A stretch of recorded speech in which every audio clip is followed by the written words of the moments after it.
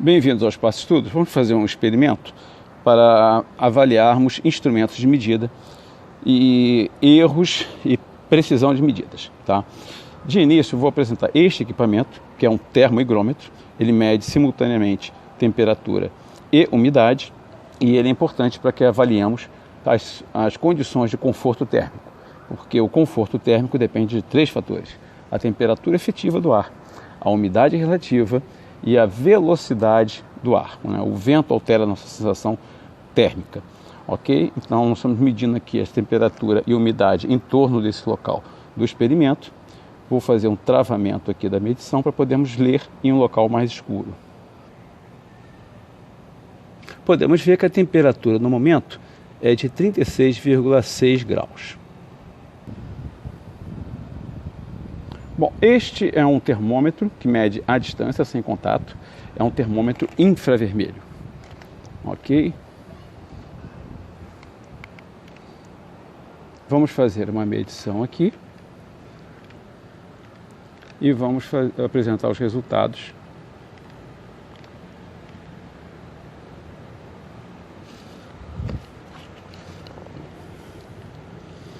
Veja, aparentemente, a medição da temperatura de uma chapa exposta ao sol, ela está mais fria que o meio ambiente. Ela está a 30,7 graus. Bom, este é um acessório do medidor que chama-se termopar. Né? São dois metais em contato que irão apresentar a temperatura uma vez ligados ao aparelho. Observe que o nosso termopar já marcou 40,9 graus. Bom, continuando a apresentação do experimento com os termômetros e suas diferenças, esse é um termômetro que já não é mais fabricado no Brasil, um termômetro de mercúrio. Na verdade, esse bulbo tem uma liga de mercúrio, galho e algo mais, depende do fabricante. Ele está marcando 37,7 graus aproximadamente, que não é, na verdade, a temperatura ambiente, né? Nós estamos em torno de 25 graus, mas por construção, neste ponto da coluna de mercúrio, há um estrangulamento, fica quase invisível a passagem do mercúrio entre um ponto e outro, porque isso faz com que o aparelho consiga travar a última temperatura medida. Ok? Então essa foi a última medição feita. E ele tem uma faixa de trabalho de 35 a 42 graus. Ou seja, ele é adequado apenas para trabalhar nessa faixa de temperatura, com uma precisão que nós podemos ver na escala, que é de 1/10 de grau. E é tipicamente um termômetro de imersão. Né? Ele precisa ser colocado dentro de um líquido, colocado dentro de uma cavidade corporal ou de uma dobra cutânea, como da axila, para que consiga fazer a medição de temperatura. Por sua vez, este é um termômetro do tipo termopar. Vocês podem ver que há uma pequena bolinha de solda e dois fios de metais diferentes chegam a essa bolinha. Né?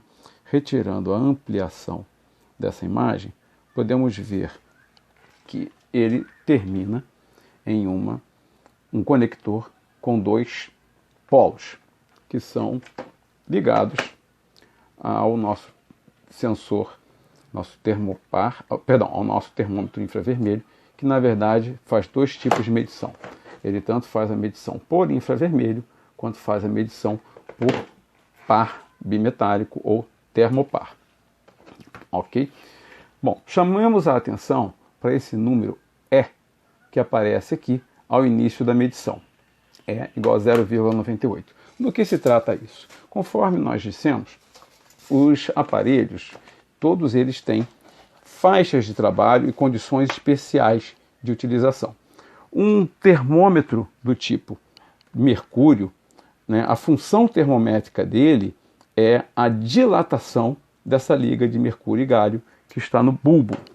Aqui, o que nós temos é a criação de uma tensão elétrica, de uma DDP, entre esses dois metais.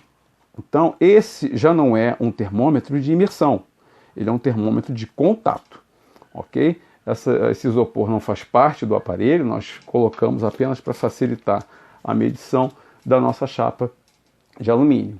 Tá? Então esse isopor foi utilizado para fazer um isolamento, para evitar que o vento alterasse a medição da temperatura e a bolinha fique em contato. O termopar fica em contato com o alumínio para fazer uma medição mais precisa. Ok? Observem que uma restrição que o termômetro de imersão, o termômetro de mercúrio não tem. Aqui, cada substância, cada superfície diferente terá uma resposta diferente. Então, aquele número E que aparece no termômetro de infravermelho, no caso regulado para 0,98, indica que ele está calibrado para medir com precisão este tipo de material, o asfalto, ou seja, superfícies pretas, ok?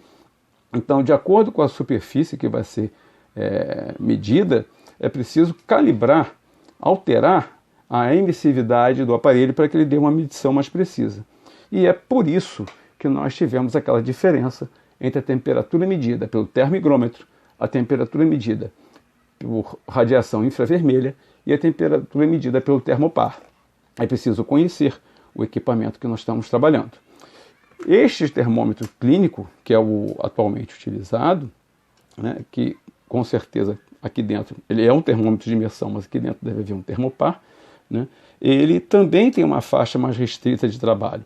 Né, ele registra a última temperatura, né, que foi, e depois ele reclama que a temperatura está muito baixa. Como nós estamos a 25 graus, ele não tem condições de medir a temperatura, está fora da faixa de trabalho dele, da mesma forma que o termômetro de mercúrio, 25 graus, está fora da faixa de trabalho dele. Ok?